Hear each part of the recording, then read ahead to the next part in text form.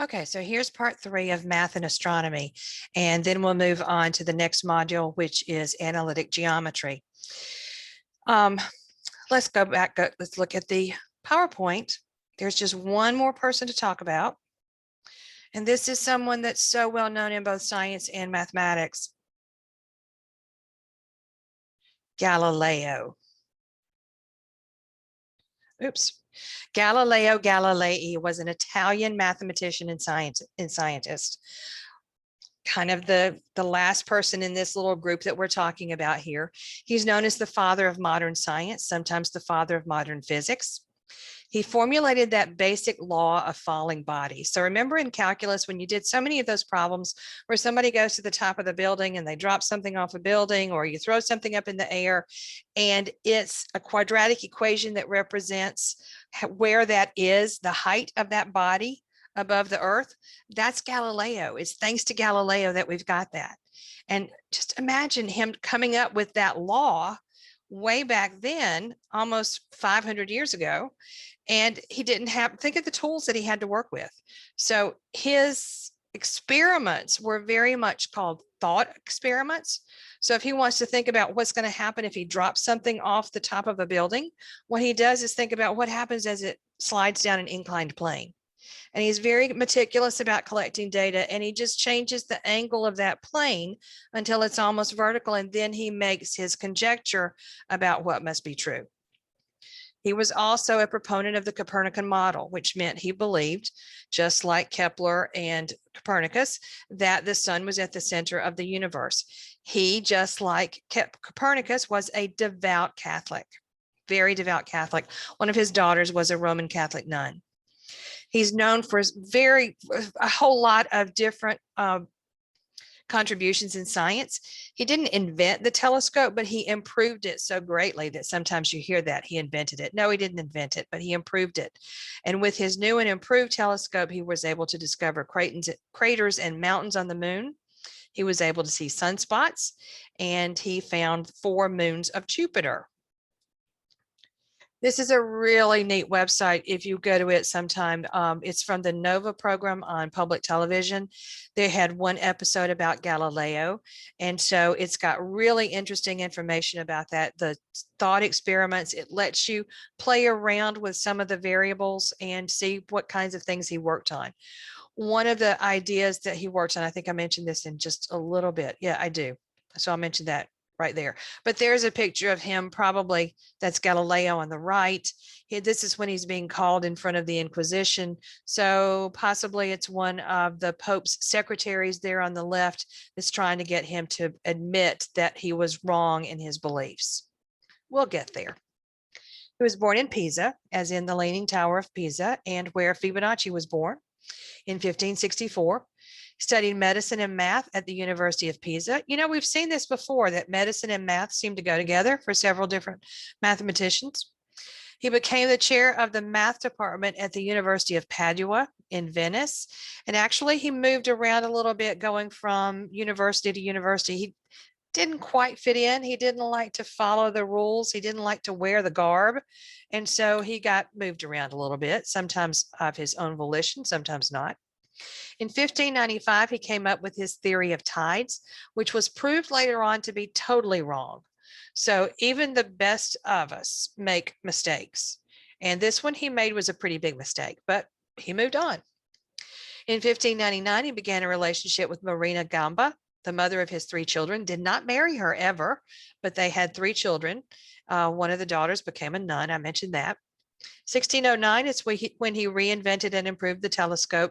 1610 published The Starry Messenger, which openly supported the Copernican view, which started to get him noticed a little bit. If the others, I mean, the rest of it, he's done enough stuff already to certainly be noticed in the scientific community. But when he starts talking about this Copernican view that the sun is at the center of the universe, that's when he starts getting attention within the Catholic Church. So in 1613 to 1619, Galileo is claiming that the Bible should not be taken literally. The church claimed that Galileo challenged the authority of the Bible. Galileo claimed that's not what he's doing. He's just saying that it shouldn't be taken literally, every single word for word for word. Every single verse in the Bible should not be taken literally. So this little battle begins. The Roman Catholic Church, as a result, called all mathematics the devilish art, and mathematicians enemies of the true religion. So they didn't have many kind things to say about mathematics and mathematicians at the time. In 1616, Galileo came to an agreement with the Pope at that time. He had written a book and it got him in trouble with the Pope. So he goes and talks to the Pope and he agrees that he's going to stop teaching and defending and discussing the heliocentric model. Okay, 1616, he says, okay, I'll stop. I won't do it anymore. But in 1623, there's a new Pope. And he goes to this new Pope and he says, hey, I want to write this book. Let me tell you what it's about. It's about this heliocentric model. And the Pope says, well, you can write the book as long as you present both sides of the issue fairly. And Galileo said, okay, I can do that.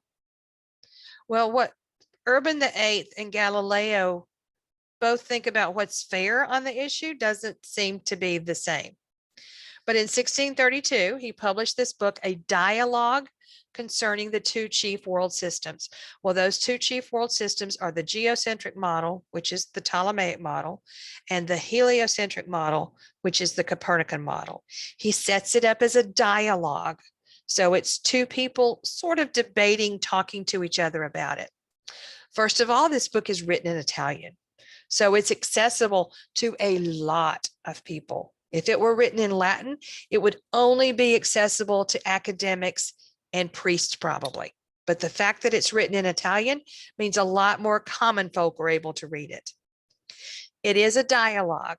It's expressed as a conversation between three people. The moderator is an intellectual layman who understands both sides of the issue. His name is Segredo. And then there is a scholar on both sides of the issue, a Copernican scholar whose name is Salviati, and an Aristotelian scholar whose name is Simplicio. Now, the Aristotelian scholar is the person who is supporting the geocentric model. Aristotelian scholar because that was Aristotle's argument. He believed the same thing. Now look at the names: Salviati, Simplicio, Salvation, Simpleton.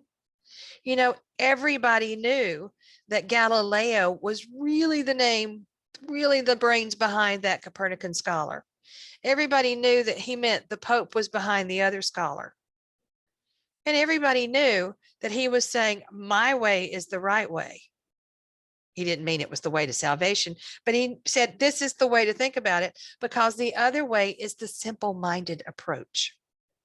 Pope wasn't stupid. He realized this too.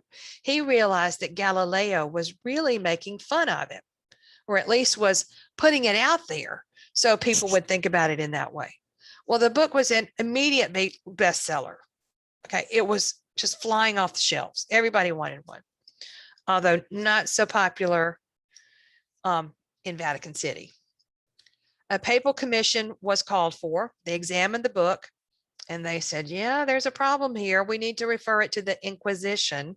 That's never a good thing when you hear the Inquisition. So the Pope says, all right, you got to take a look at this. One thing the Pope found out about that time was, at this time, somebody came to the Pope and said, did you know that Galileo had agreed a long time ago not to talk about this? He had already made an agreement with a Pope, no less, not to write about it. Then he comes to you and he kind of tricks you into letting him write it. So he's really ticked off by now. So in 1633, he's been in front of the Inquisition. He was coerced into pleading guilty, and he confessed that he supported the Copernican theory too strongly. So this is after he has been with the Inquisition and has been on trial for a long time. So more than likely has been tortured to some extent and forced into pleading guilty. He agreed that he would write a new book and he would modify his viewpoint. He was placed under house arrest and spent the rest of his life in his house in Florence.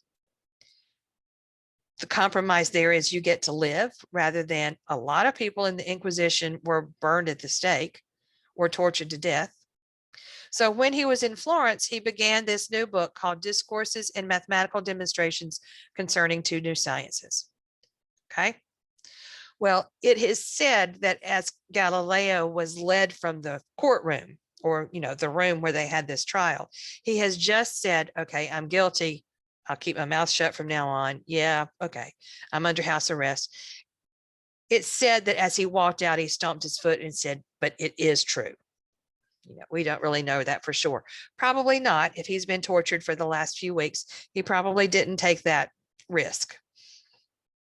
He did walk out not a free man because he was under house arrest, but he did get to walk out a live person, a live man, and went to Florence and spent the rest of his life there. The book that he wrote, Discourses, was not published in Italy during his lifetime. It was smuggled out of Italy and it was published in Holland.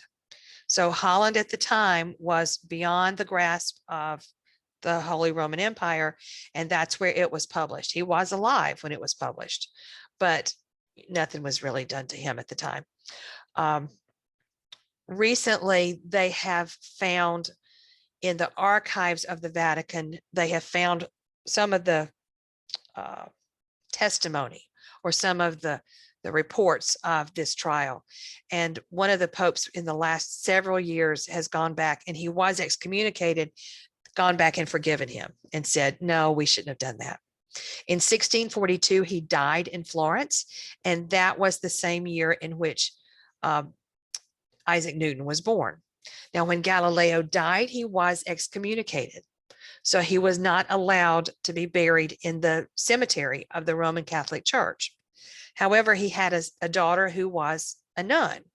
So she with other people, found a hiding place in the convent in a back storage room, and they did bury him on holy ground, but without a tombstone or anything like that.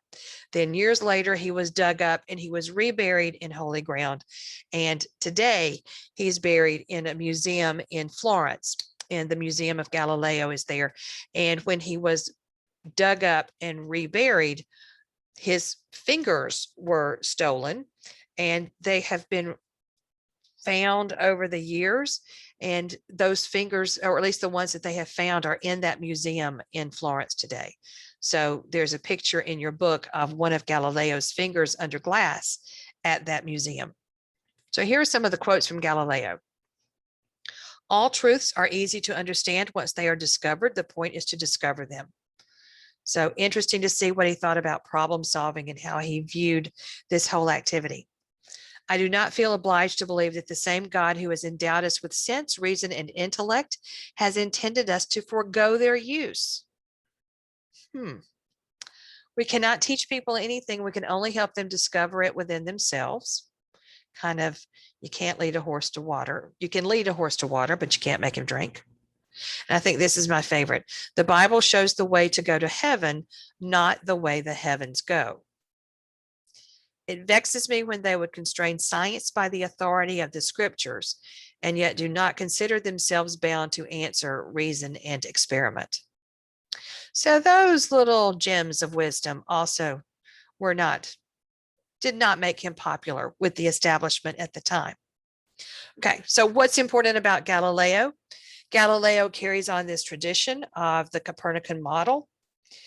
He carries on this tradition of blending math and science. And one of his quotes is also, he thinks his greatest contribution to mathematics is in his applications of mathematics. So he sees himself very much as an applied mathematician, and that's where he thinks he should be remembered. Carries on this tradition of blending math and astronomy. And it's kind of the end of the story as we're moving into the next chapter in the history of mathematics, looking at pre-calculus with Descartes and Fermat, moving on to calculus with Isaac Newton and Gottfried Wilhelm Leibniz. All right, so that's the end of Module 12. I'll see you at Module 13.